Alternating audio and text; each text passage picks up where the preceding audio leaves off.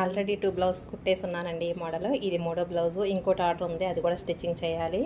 విషయం ఏంటంటే work finishing అని చెప్తాను కదా.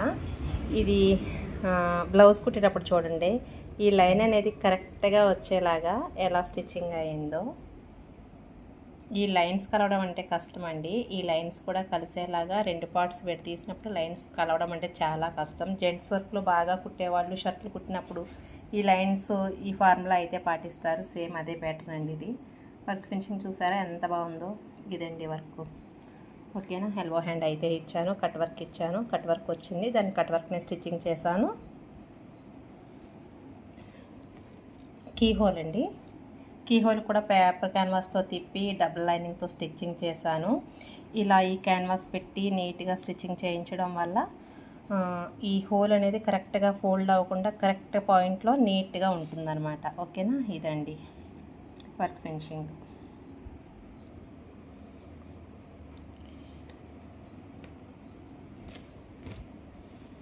ఇదిగోండి. ఓకేనా. Prince cut blouse.